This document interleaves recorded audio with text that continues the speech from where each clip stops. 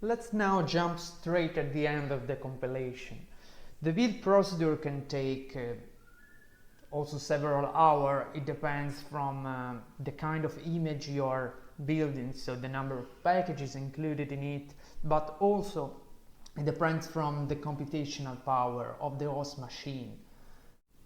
Despite it might seem lots of time, you need to know that if you perform again the compilation, it will take way less.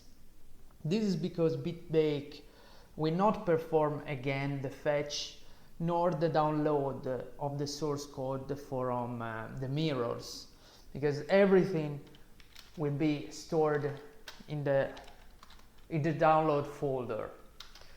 So if you just need to add a single package and compile again the image, you can add the package to the recipe, in this case to Engicam BSP, and start again the compilation.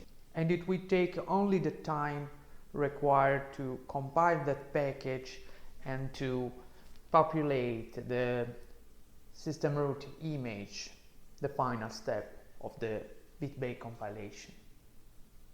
So, as I told you before, let's now flash our image on an SD card.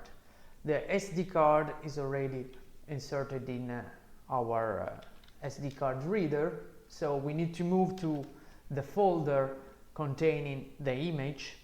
So let's move to the temporary folder, that is the one that contains all the files created during the build.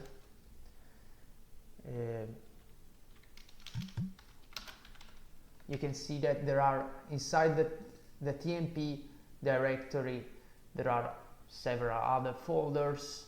The one that we are interested in is deploy, so we'll move to TMP deploy.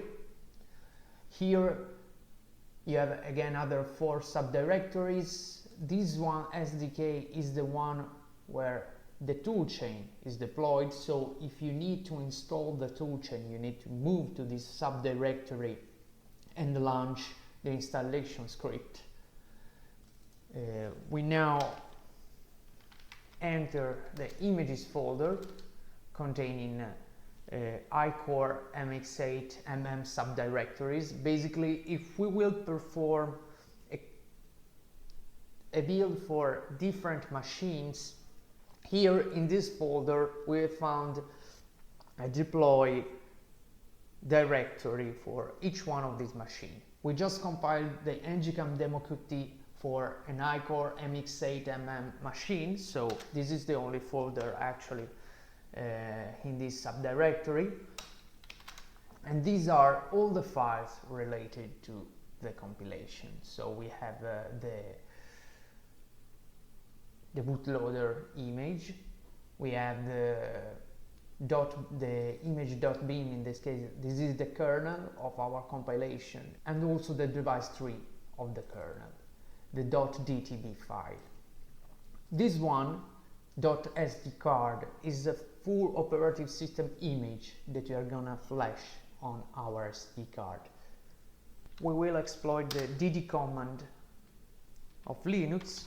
The input file will be our .sd card, and the peripheral we are gonna flash on this image will be our SD, plus other options that you will find, of course, on the manual. We need to perform this operation as super user, so we need to insert the root password, and that's it. Now the system is flashing our .sd card file on the SD card, and we are now ready to use this SD card to perform the first startup of the i.Core MX8M Mini on our eDIMM board.